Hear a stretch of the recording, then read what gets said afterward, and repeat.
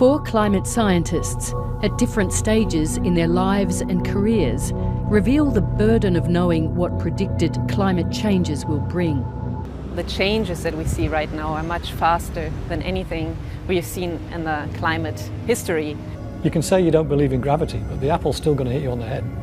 You can say you don't believe in climate change, but it's not going to stop it getting hotter. I think Australia is the most vulnerable, developed country in the world to climate change. I think we're heading to a future with a considerably greater warming than 2 degrees. And when the world doesn't do something about it, that brings a whole range of emotions into play. For people living in Australia, it means that a lot of people will suffer and a lot of people will die. According to scientists, climate change will create more deadly heat waves in the near future.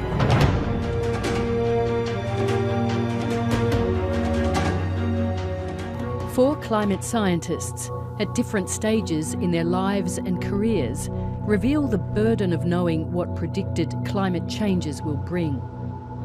I think for years I was really living in two different worlds. I was the scientist at work who was just objectively looking at numbers, and then over years starting to be more and more worried about my own life, but I separated it completely from my private life. I think that was a little bit of a self-protection. That doesn't really work that well anymore. In the past few years, I carry this knowledge with me wherever I am. Oh, that looks beautiful, Caitlin. That looks amazing. Look at this. My name is Katrin Meissner. I'm the director of the Climate Change Research Centre at the University of New South Wales. I've been working in this field for the last 20 years and I've been mapping lots of concerning trends in that time. Many people do not really understand how big a threat climate change is to humanity. The changes that we see right now are much faster than anything we have seen in the climate history. And that concerns me because it means that ecosystems might not be able to adapt. It's going to be dramatic. It's going to be very dramatic. I think one day in the last heat wave, I measured 45 degrees outside in the shade on our front patio, and it was 39 on the inside. I was sleeping with wet towels on my legs to keep cool. So I'm Sarah Perkins-Kirkpatrick and I'm a research fellow at the University of New South Wales. And what I look at is heat waves. So how they've changed, why they've changed, what their changes will be in the future, how we measure them, and the role of climate change behind heat waves. I had conversations with my husband as these heat waves were occurring in summer, going, are we doing the right thing? Is it right to bring kids into this world? With me knowing how bad it's going to be. There is so much wrong with climate change and there's so many impacts that we're already locked into that I can't change, that no one can really change. It's going to be bad. And it's almost, why would you inflict that on someone? Okay, so that's where it's going to go. My name is Justin Urgis. I'm doing a PhD at the University of Melbourne, just looking at urban microclimate as it is now and looking at how we can improve it into the future. We need to be able to plan our cities better, need to be able to design them better, keeping in mind what's coming, keeping in mind these temperatures that are getting into the 50s in Melbourne. And often I can't believe that I'm saying that, but the computer models or the research is telling us this is what's coming. Yeah, that's tragic. Whenever I talk to my wife about heat waves, she gets scared of them. And unfortunately, I can't really give her any good news. Yeah, I've been married for about 5 years. Yes, we want children, but we're quite concerned about it, even scared of it. Our parents both want us to have children, and there's a lot of joy that comes with having children. But at the same time, knowing what's coming with climate change, we've actually just been putting it off. You can say you don't believe in gravity, but the apple's still going to hit you on the head. You can say you don't believe in climate change, but it's not going to stop it getting hotter.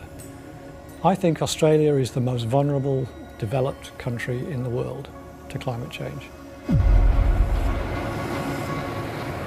My name's Professor David Griggs. I work at the Monash Sustainable Development Institute at Monash University. My background is as a climate scientist and atmospheric physicist. In the past I've been head of the Intergovernmental Panel on Climate Change, Science Working Group Secretariat, I've been director of the Hadley Centre for Climate Change, which is the UK Government Research Centre into climate change, and I've been the vice chair of the World Climate Research Programme. I think we're heading to a future with a considerably greater warming than 2 degrees. And when the world doesn't do something about it, that brings a whole range of emotions into play. I mean, depression is clearly something. You know, you get days when you're down because you just, what you know and what you can see coming is not good. For people living in Australia, it means that a lot of people will suffer and a lot of people will die. The problem is nobody's death certificate will say this person died of climate change. They will say they died of heat stress or cardiac arrest or they died in a bushfire. Climate scientists are under a lot of scrutiny. We get ridiculed a lot by certain people for being alarmists, by going too much into detail, where in actual fact we're actually probably reservists and are very conservative in our estimates and make sure we're so sure of the numbers before we actually get them out there. I don't like to scare people, but the future's not looking very good. Well, I'm fortunate in that I live in Melbourne at the moment, and Melbourne is one of the more climate-adapted cities in Australia. But if I was living in Darwin or Brisbane, I would be seriously thinking about moving. One of the important things about climate change, when you think of it in the context of sustainable development. Among climate scientists, the conversation is turning to their personal plans. We'll talk about where we're planning to retire to or where we're planning to move to and how we're planning to, safeguard our families in the future. And the consensus seems to be Tasmania.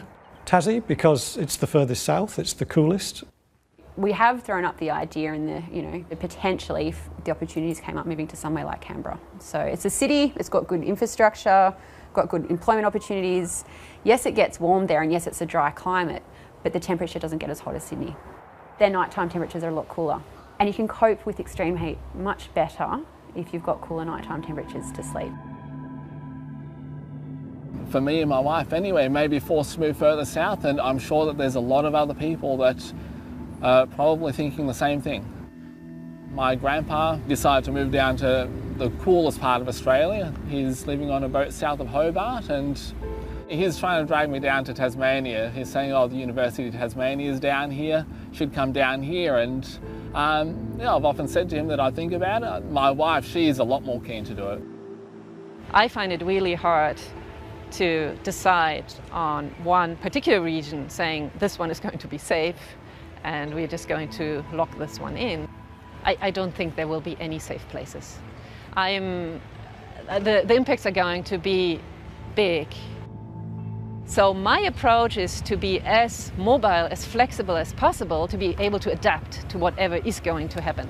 My children are bilingual and we're working on a third language. Both children have 3 passports and they actually have the freedom to be able to study and work either in the European Union or in Canada or in Australia. After scoping New Zealand and Tasmania, Professor Griggs has settled on his native England as a climate change retreat. London's over here on the right-hand side, so we're down here in the southwest with Devon and Cornwall. So this is the house, just a traditional old English farmhouse built around about 1800. That's my vegetable patch, so that's where I can grow my own food. I've certainly taken a look at this and looked at the climate projections and said, yeah, that's going to be good for the next sort of 100 years or so. When some new fact comes in that makes me fearful, I think, well, at least I've done what I can to protect my family. I can't protect them from changes in the global economy. I can't protect them from mass migrations. I can't protect them from some of the impacts that they're going to do no matter where I move to and no matter where I buy my house. But I can do what I can. According to scientists, climate change will create more deadly heat waves in the near future. They also believe it will increase the spread of infectious diseases and that it will cause food shortages. Thursday, a group of climate experts met for a climate and health meeting panel at the Carter Center in Atlanta, Georgia. At the meeting, former U.S. Vice President Al Gore stated the extreme weather events calculated by the insurance industry have obviously been increasing. As I've said on other occasions, every night on the television news now is like a nature hike through the book of Revelation. Amadou Gouloy, a scientist and entrepreneur, is part of a grassroots network of organizers planning the nationwide March for Science on April 22nd. The goals are clear. To remind the public that science is here for public good. Another mission that we have is that we hope that our policymakers, our political leaders, will be making evidence-based public policy. President Trump's pick for head of the EPA is unwilling to concede what 97% of scientists agree, that climate change is primarily caused by human activities. I believe the ability to measure with precision the degree of human activity's impact on the climate is subject to more debate. And his Secretary of State, who would be responsible for pursuing climate agreements with the rest of the world, is a bit firmer on the causes of climate change, but seems unconvinced about the consequences. The increase in the greenhouse gas concentrations in the atmosphere are having an effect. Our ability to predict that effect is very limited. That's why Gouloy and his peers plan to march. Doesn't it risk dragging science into being sort of a political position to create a street demonstration about it? While a march in and of itself is a political act, science is not to be politicized. On some level, it's too late. So we're taking the stance of we're going to make it as bipartisan or nonpartisan as possible.